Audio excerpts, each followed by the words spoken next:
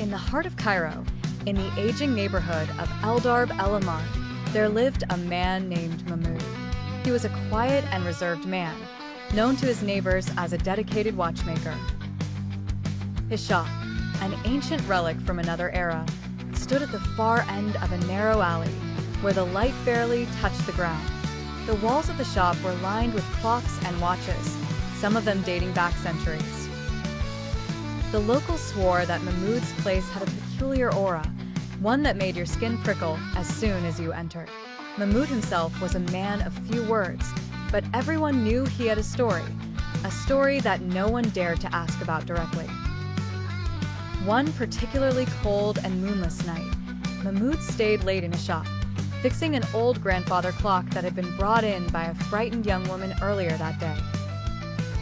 She had pleaded with Mahmoud to repair it, saying it was cursed and her family had been plagued with misfortune ever since it had stopped working. Mahmoud, unfazed by her story, agreed to take a look. He was meticulous in his work, his hands moving with precision only a few could boast of. As the night grew darker and colder, Mahmoud noticed something peculiar. The hands of the clock began to move on their own, ticking loudly despite the absence of any visible mechanism driving them. The shop grew unbearably cold, and Mahmoud could see his own breath misting in front of him.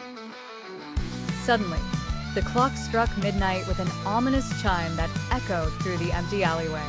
The room filled with a suffocating silence. Mahmoud felt a chill run down his spine. He looked around. The shadows seemed to stretch and grow, wrapping around him like ghostly tendrils. Then he saw it, a figure standing at the far end of the room, shrouded in darkness. Its eyes glowed with a sinister light, locking onto Mahmoud.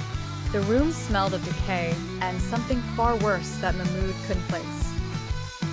His heart pounded in his chest as the figure slowly advanced.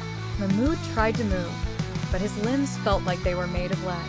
As the figure came closer, he could see its twisted, ghastly face, an amalgamation of pain and malevolence. It raised a skeletal hand and pointed directly at the grandfather clock. Mahmoud understood. It wanted him to destroy the clock.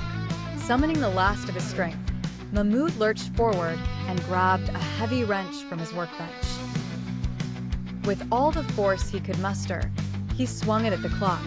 The glass shattered into 1,000 pieces as the figure let out an ear-piercing scream, engulfing the room in complete darkness. The next morning, the sun broke the darkness, casting light into the narrow alleyway. The neighbors found Mahmoud unconscious on the floor of his shop, the grandfather clock reduced to rubble.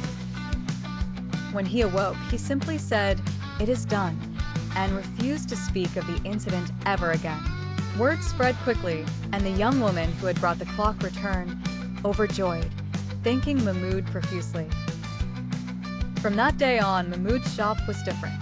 The air felt lighter, the shadows less menacing. However, the story of that cold, moonless night remained with the people of Eldarb El Ahmar, a tale of terror and the courage of a quiet watchmaker.